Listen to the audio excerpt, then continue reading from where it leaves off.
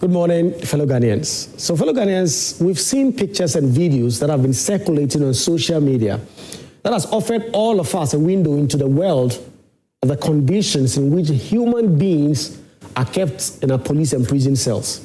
If you've seen them, you will understand why so many Ghanaians, like myself, felt sick to the stomach. If you have not, I ask you that you imagine this. That's a small, dark, suffocating room at a police station, the walls stained with filth. It's poor and its floor packed with human beings that are pressed against one another. Men that are sleeping and sitting up because there is not enough room to lie down. Some of the images supposedly from the airport police station cells shows exactly that. Then there's another image from a prison cell where dozens of men surround a toilet planted shamefully right in the middle of that room. No privacy, no dignity, nothing to indicate that those held are human beings with rights, with hopes, with families. This is not a system that is keeping citizens in lawful custody. This is a system trying to break the spirit of human beings. This is not justice. This is cruelty that we are hiding behind the veil of some sort of punishment. The fundamental justification for detention in law is the restriction of liberty. The state has the authority to take away your freedom if a court of law finds you guilty or if the law itself allows some temporary custody. But nowhere in any of our laws is any human being, and in our shared moral character, is any human being expected to be treated the way we've seen. We just see this in our moral conscience. That just tells us that we must, as a people, degrade people like that, treat them like they were some animals, and strip away their last shred of their humanity. And fellow Ghanaians, we have to remind ourselves it is not only guilty people who are behind those bars. Many are innocent, many are awaiting trial. Some are there because they cannot afford bail.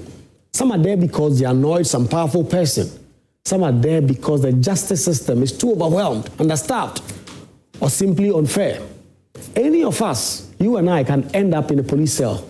You can be the most spotless, responsible, law-abiding citizen and still find yourself in the back of a police pickup one day. It will not be because you did anything wrong, but it will be because life can be unpredictable and power can be abused sometimes. And if you understand that truth deeply, you will understand why prison conditions, the conditions in our police cells, must remain humane. Because dignity is not a reward for the righteous. It is the right of every human being. We cannot pretend that these degrading conditions are accidental.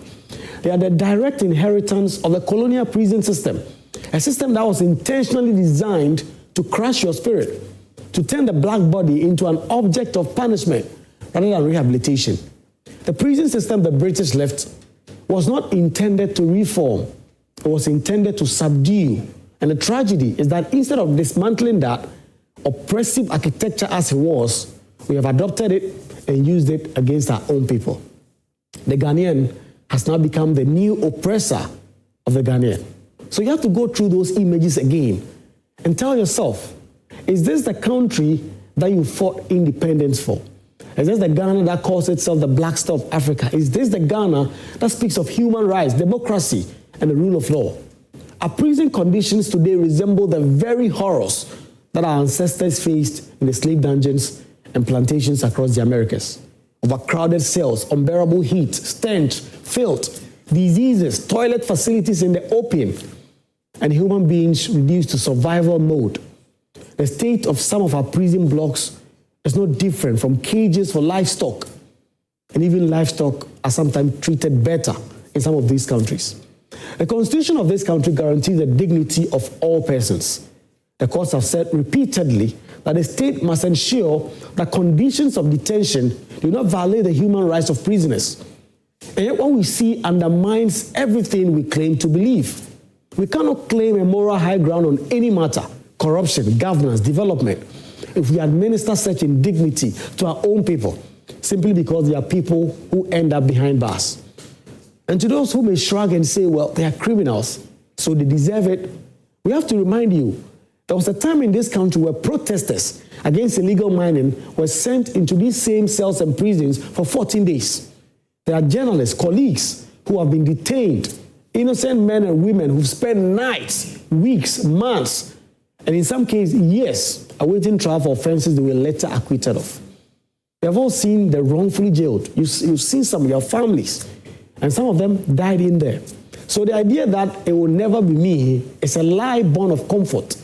Nobody is as safe in the system where dignity depends on luck.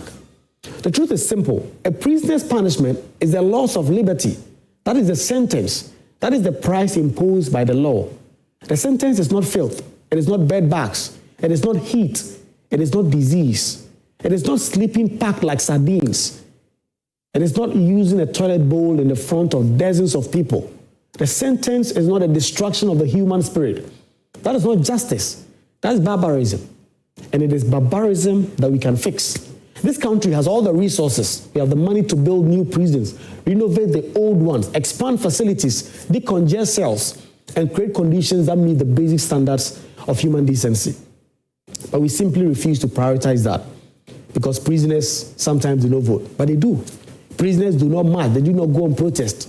Prisoners do not enjoy sympathy. And prisoners are the easiest group to ignore. So what do? We do the same thing. We ignore them until an image leaks, and then we all gasp in shame. So this must be a national turning point. We need a full, urgent, and national audit of all police cells and prison facilities. We need a clear plan for decongestion, better sanitation, adequate bedding, proper ventilation, private washrooms, and meaningful rehabilitation programs. We need oversight. We need Parliament to do its job. We need civil society to amplify this, and we need Ghana Prison Service to be properly funded, properly equipped, and properly monitored. We cannot keep human beings like this and call ourselves a democratic society. We cannot preach morality and treat people worse than animals. We cannot claim constitutional superiority while operating detention that will shame even the worst of our colonial oppressors.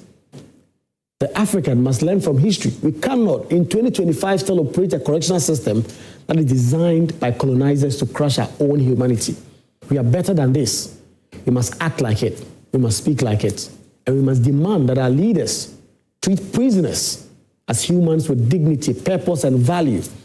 Because a country is not always judged by how it treats the powerful, but by how it treats the powerless. Fellow Ghanaians, our prisons are a national disgrace. Our police cells, complete embarrassment. It is time to fix them now. Because for those of you in power today, you can end there. We saw that in 2010 to 2016 when John Mahama was in office. The people in high places, some of them ended up in Nsawam. Tachuchi Kata has been there. You may be guilty, you may not be guilty. Each and every one of us can end up in a police cell or a prison cell. And that is why we need to fix the system so that when you end up there, whether by right or wrong reasons, you will not suffer the indignity that our brothers and sisters who are currently there suffer. Good morning, fellow Ghanaians.